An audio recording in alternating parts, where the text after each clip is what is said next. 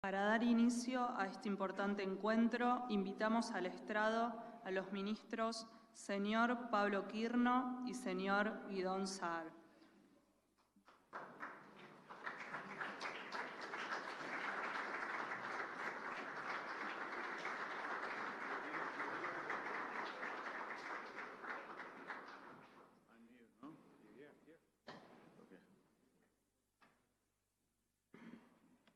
Invitamos a dirigirnos sus palabras al señor Ministro de Relaciones Exteriores, Comercio Internacional y Culto de la República Argentina, Pablo Quirno.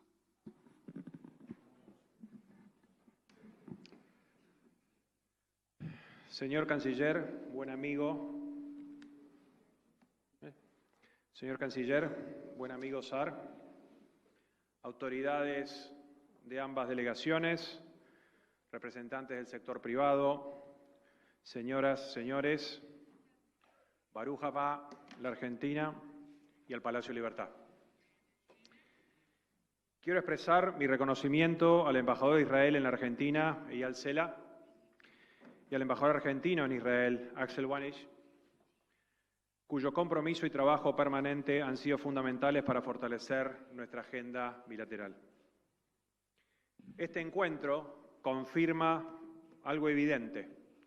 La relación entre Argentina e Israel no solo está vigente, sino que está en movimiento. La presencia hoy de empresas, cámaras, centros tecnológicos y actores públicos demuestra que nuestra cooperación tiene historia, tiene presente y, sobre todo, tiene futuro.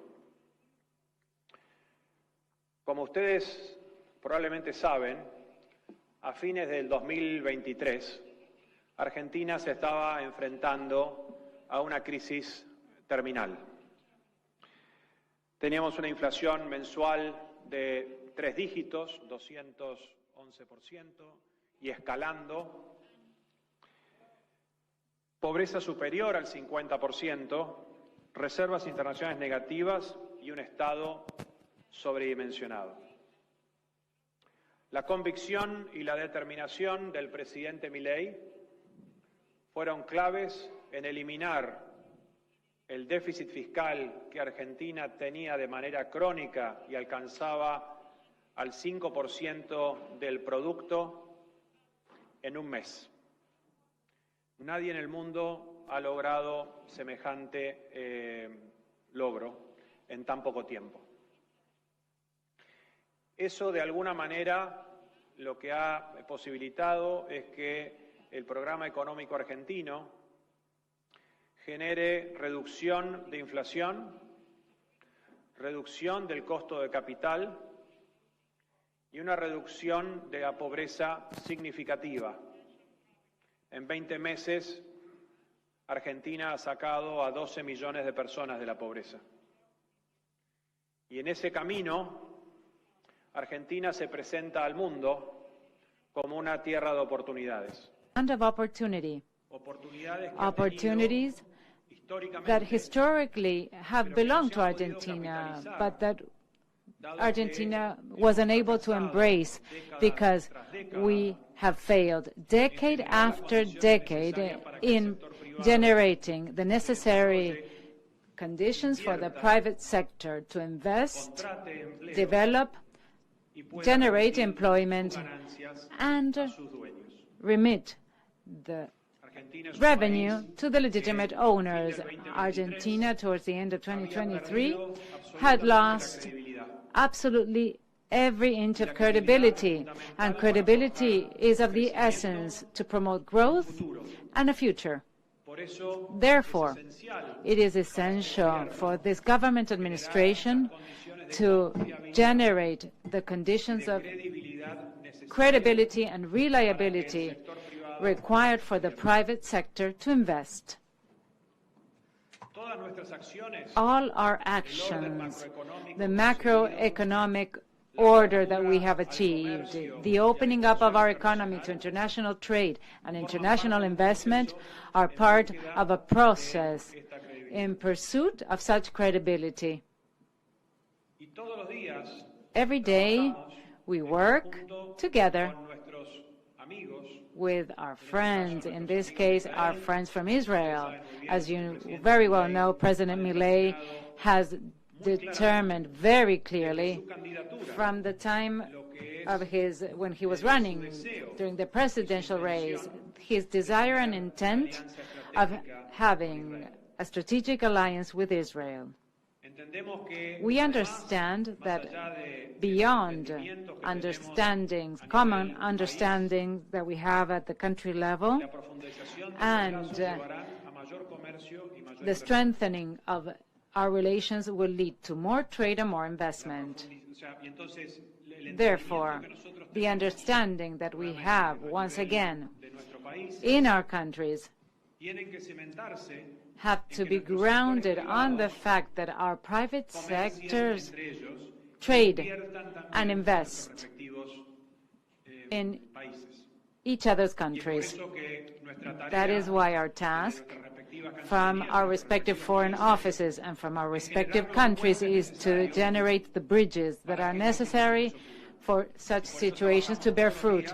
And for that purpose, we work on a daily basis to bring together ideas, reducing regulations, eliminating bureaucracy, and reaching a common understanding to promote more connectivity, more investment, and more trade. Our economies have a very high degree of contribution to each other. Argentina has many, many opportunities that date back a very long time, and now we are generating the conditions to materialize the potentials that we have. Argentina, since 2023, and after President Milei took office, was moving expeditiously to grow its economy. In 2024, everybody thought that the fiscal deficit adjustment would create recession.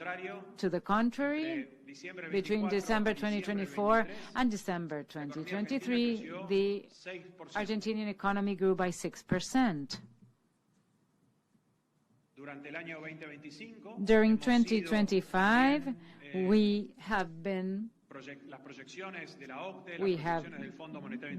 faced with IMF and OECD projections indicating that Argentina will rank second in growth terms after India. In spite of the uncertainties generating in the pre-electoral period, Argentina has confirmed that we are growing at 5.2% in 2025. For you to have a notion of sizes and opportunities, or dimensions rather, and opportunities, let me tell you and let me quantify the Argentinian potential. Argentina, until a very short time ago, had energy deficit between $6 and $8 billion yearly, while we had natural resources, such as the second most important reserve of shale gas in the world.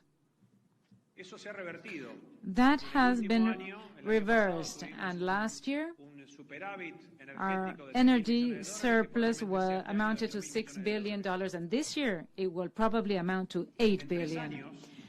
In 3 years, projections in terms of energy, given the investments that are being made following the macroeconomic program developed by or adopted by President Milei, indicates that the energy trade surplus will amount to $25 billion. So we went from a deficit of $6 to $8 billion to a surplus of almost $25 billion.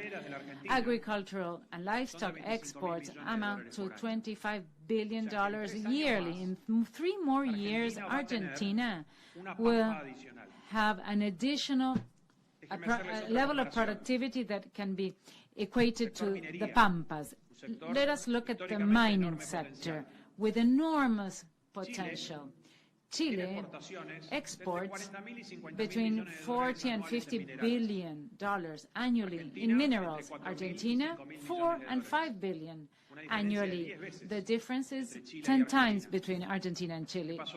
Mining exports, what happened? Did all the minerals fall onto the Andes in Chile? No. We share the same mountain range, the same natural resources. Argentina has human talent. What was missing? The conditions, promoting the conditions to make those investments possible. Why? Because in the mining sector, it is very important to understand that investments look at the long term. Investments exceed the political terms. Until you have a profitable mining exploitation, it takes 6 or 7 years. Argentina in 6 or 7 years will rely on $25 billion of mining exports. So in a 5, 6, or 7 year term, Argentina will triple that balance from 25 billion to 75 billion every year, regardless of the fact that we will continue cutting taxes to generate more competitiveness so that our economy becomes competitive. The 25 billion that we have today from the agricultural sector, to the extent we reduce the burden, the tax burden on exports, to make such exports grow as well. So overall, we are looking at $100 billion per year in 6 or 7 years against the 25 billion from the agricultural sector today. This is our potential. And why will that happen? Because of different reasons, but the main one is that society is pursuing this change. In the past, many attempts have been made to promote such conditions, but the underlying problem was never addressed. And this administration is addressing that problem. And this resolution is fruitful. These adjustment processes generate growth.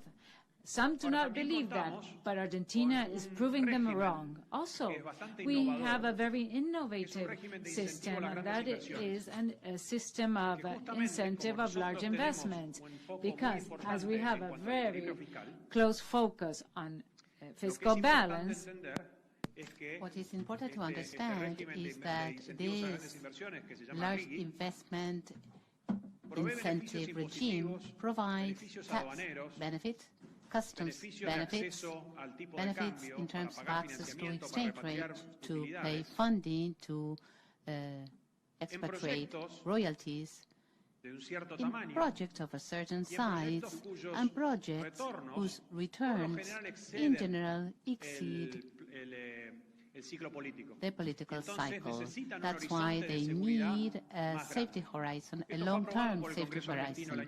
This was passed by the Argentine Congress last year in spite of having a low representation in Congress. So that indicates an acceptance at parliamentary level of what we are doing. Now, this regime is not a regime in and of itself, that we provide the benefits for a certain number of projects. We do it in this way today because we have to protect our fiscal consolidation. But we work on a daily basis so that when these projects that are under this regime are benefited from these conditions, in parallel we'll keep on working so that the conditions that we offer today in this system shall be provided in the future for the whole Argentine economy. That's our challenge, and that's the opportunity. So the opportunity in different sectors for companies of the world, and especially Israeli companies, is fundamental to understand that the time is today. The opportunity is today, because also that helps consolidate our relationship, helps consolidate this growth model, and also generates the macroeconomic conditions that secure, by reducing the risk on investments, the future benefit. So the invitation is precisely for that, so that you get to know what we do in Argentina. All our government teams are willing to talk with you, discussing about Argentina. We will, with this invitation provided to me by the Ministry of Foreign Affairs this morning, we will go to Israel in February 2026.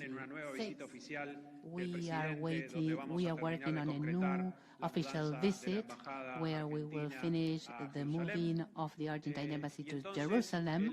So the future between Argentina and Israel, the future of Argentina in the world, will be very prosperous, and we invite you to take advantage of those opportunities, benefit from those opportunities, because they are the opportunities that will bring growth to Argentina, to our own countries, and in that way we will keep on progressing in the world. Thank you very much.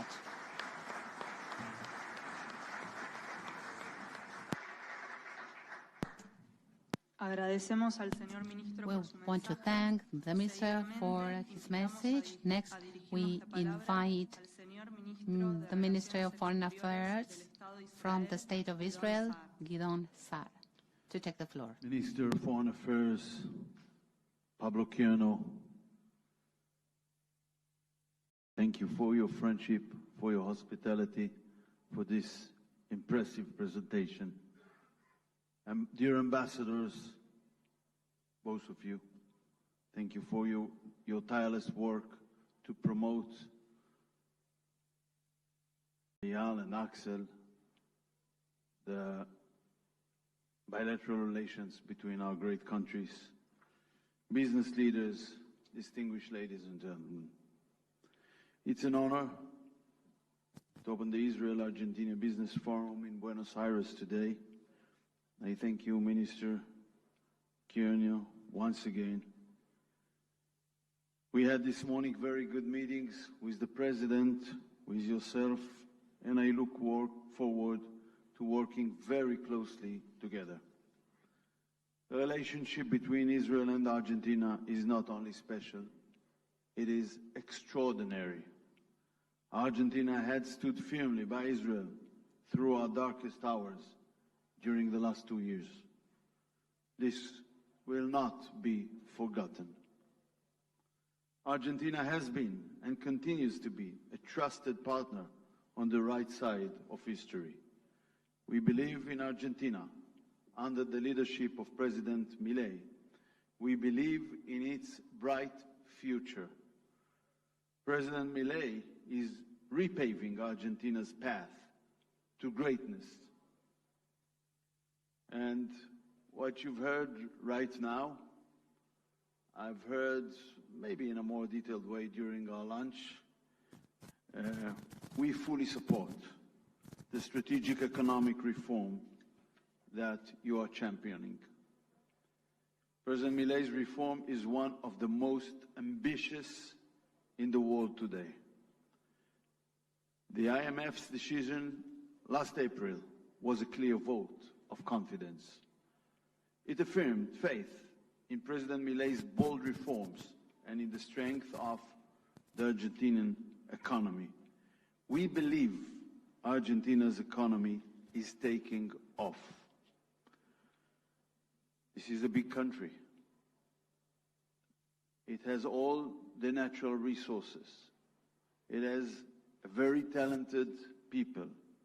And let's remember the history of Argentina. It was once a destination for many, many European immigrants because of the great opportunities it opened for entrepreneurs and talented people. And they came from Spain, from Italy, from Germany, from Eastern Europe, and a lot of Jews came to Argentina this time. This is how my grandfather, David, of blessed memory, came here a little bit more than 99 years ago. As a young man, without means, he became a successful and well-established businessman here in Argentina. Throughout the years, failed leaderships hurt Argentina's economy again and again. But today, Argentina is on the right path. I believe that when you combine that with Israeli talent and technology and mutual investment opportunities, something powerful can happen. And we'll work very closely. We'll try together to overcome bureaucracy. You are doing a great job overcoming bureaucracy. We had done it. I was some 22 years ago, I was a young chairman of coalition when Netanyahu, Prime Minister Netanyahu at the time was finance minister, and he brought the huge economic reform plan, very ambitious one, to the Knesset. I was the one to pass this tough plan in the committees, in the plenum, and that established the future for Israel economy's future for a very long time. But we cannot rest. Our governments are extremely close. We want to strengthen economic and people-to-people ties. We have a big Jewish community here in Argentina and a very big community of Argentinian immigrants, Olim, in Israel. This is a significant human bridge that can assist in the establishment of these economic strong relations. We want to dramatically increase our investments in Argentina. I'm pleased to announce Israel's decision to open an economic attaché office here in Buenos Aires in 2026. This also shows our commitment to increasing our economic partnership. During President Milei's historic visit to Israel last June, we announced our intention to establish direct flights between Israel and Argentina. A government decision was approved, and we are now moving to the operational stage. I hope, and I believe it won't be long, and that can give another push to this bilateral economic relations. We also want to boost our imports from Argentina. We'll do that. Ladies and gentlemen, our economic delegation today is an expression of our belief in Argentina's economy under President Milei. It includes senior government officials, company representatives, and key economic leaders. There are and will be many B2B and B2G meetings in energy, digital health, cyber, space, and more. But this is more than a trade mission. It's a reaffirmation that Israel and Argentina will continue to stand closely together. Minister, we are looking forward to your visit in Israel on February. I hope we will be able to have progress within these 3 months, and we will plan how to make it a successful visit. And then we are about to have the President on April or on May opening the new embassy in Jerusalem, D.C., David's capital. So we have an ambitious timeline of our bilateral relations, and we will do our utmost to make sure that the contents will advance rapid enough. Argentina e Israel, amigos, verdaderos socios, real friends, strategic partners. They are very cool, my team. They have their cool, quiet way. They won't give me one sentence. They will add some. y un futuro brillante y compartido. Beautiful, brilliant, and shared. I should not translate it, but I want to thank you, Minister, for your great friendship and hospitality. Muchas gracias.